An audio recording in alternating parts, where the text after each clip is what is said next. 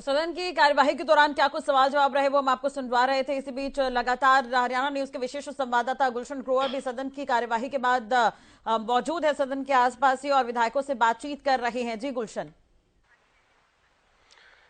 देखिए राजश्री, बिल्कुल सदन की दूसरे दिन की कार्यवाही अब खत्म हो गई है और अब कल 11 बजे तक के लिए कार्यवाही स्थगित की गई है। और आज कुछ ओवरऑल क्या रहा, मेरे साथ इस समय कांग्रेस के विधायक कुलदीप वत्स से, उनसे जान लेते हैं। आज हमने देखा कि कांग्रेस को प्रिविलेज मोशन लाना पड़ा डिप्टी सीएम के खिलाफ। हालांकि मामला जींद और उचाना में जो प्रिंसिपल के साथ यौन शोषण वाला मामला था, उस मामले में हाईकोर्ट के सिटिंग जज से पहले जांच कराने की बात कही गई, लेकिन फिर अब कांग्रेस उसको लेकर के हट गई कि पहली बार ऐसा होगा कि हाई कोर्ट के सिटिंग जज से जांच होगी, क्योंकि आज तक विधानसभा सत्र की कार्यवाही में ऐसा कभी नहीं हुआ। आखिरकार अब क्यों आप उस पीछे हट रहे हैं? मुख्यमंत्री मनोहर लाल खुद ये कह रहे थे कि अब कांग्रेस इसमें फंसते नजर आ रही है, इसलिए वो प्रिविलेज मोशन ला रहे हैं या फिर सिटिंग जज से जांच न कराने की बात कह रहे हैं। धन्यवाद। देखिए मैं एक चीज कहना चाह रहा हूं, कांग्रेस किसी जांच से नहीं हट रही है। मैं एक बात कहना चाहता हूं हरियाणा की जनता को और माननीय मुख्यमंत्री को, डिप्टी सीएम को, आप जांच कराइए, पर जांच उस चीज की भी कराइए 6 मुद्दे इस प्रदेश के। सबसे बड़ा शराब घोटाला, रजिस्ट्री घोटाला, धान घोटाला, जो नौकरियों में बंदरबाट के एचपीसी के चेयरमैन के कमरों में हजारों करोड़ों रुपए मिले, उसकी जांच कराइए। पेपर लीक घोटाले की जांच कराइए, रजिस्ट्री घोटाले की जांच कराइए सिटिंग जज से जांच।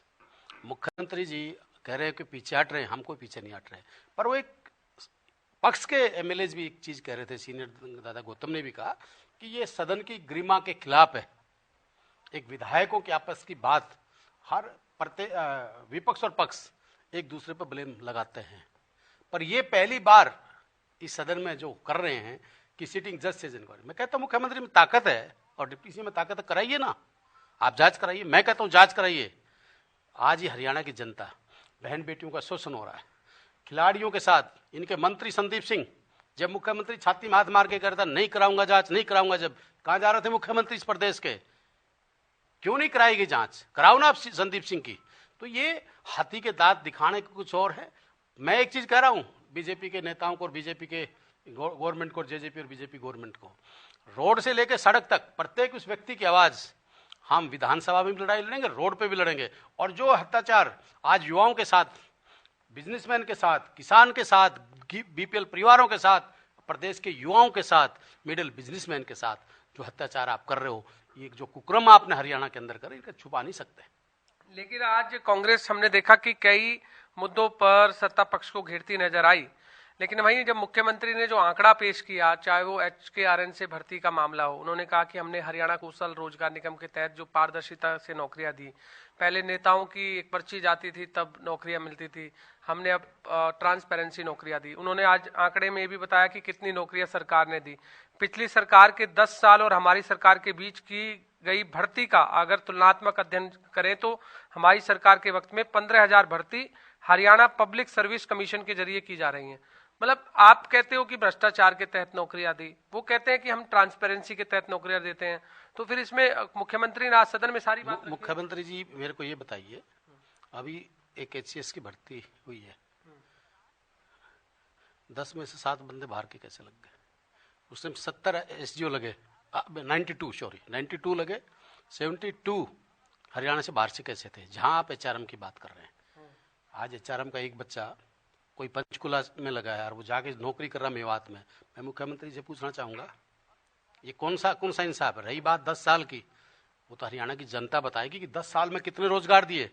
और जो आप बात कर रहे हो कि हमने 9.5 साल में जो इन्होंने रोजगार की बात करते हैं, हरियाणा के युवाओं ने पता है। अरे आपको लगता नहीं कि बिचौलियों और ठेकेदारों की प्रथा को खत्म कर दिया है मुख्यमंत्री ने HKRN के? मुख्यमंत्री जी ने ऐसे बिचौलिया पैदा कर दिए सारे RSS के, और गरीब आदमी को नौकरी ना देके जो लिस्ट आती है वो स्पेशल लिस्ट आके, और ये तो परचून की दुकान की तरह यहाँ जो दुकान सामान बिकता है ऐसे लगते हैं।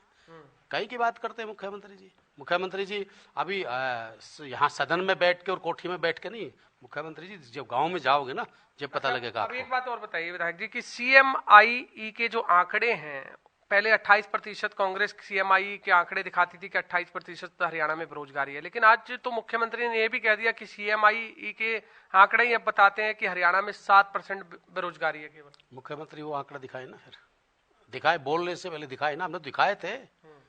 आज प्रदेश और देश की क्या हालत है, 8 पॉइंट कुछ, 8.8। CMIE ने इस बार नवंबर में 8% बेरोजगारी दिखाई है हरियाणा में, 8.8। ये 2 करोड़ युवाओं के रोजगार की बात करते थे मोदी जी, वो इन्हीं के मुख्यमंत्री है ना ये। मुझे बताओ ना हरियाणा के इस समय कितनी नौकरी आई है, मुझे बताओ। मुख्यमंत्री तो ये भी कह रहा था कि हमने पंचायतों को दृढ़ बना दिया। पंचायतों से जाके पूछो ना उनकी गाँव की क्या हालत है। आज मैं आपने कहता हूँ मेरे पैसे आए पड़े हैं और टेंडर लेने वाले नहीं है। कौन सी मुख्यमंत्री जी बात करते हैं? मुख्यमंत्री जी का जो ये PP की इनकी गवर्नमेंट हो रही, पोर्टल गवर्नमेंट हो रही है, वो जाइए गरीब आदमी से पूछिए, जो आदमी जिसके घर में खाने दाने नहीं है उसके तो आपने राशन कार्ड काट दिए। जो मैं कहता हूँ मेरे इलाके का बता रहा हूँ, नाम बता रहा हूँ, इस चैनल के माध्यम से कह रहा हूँ, हमारे इंदिरा सरपंच लाडपुर गाँव के, और बहुत लैंडलॉर्ड आदमी है उसका तो BPL का कार्ड बना हुआ है और एक गरीब आदमी का नहीं बना। वो मेरे को दिखाया उन्होंने। तो ये दिखाने की बातें हैं।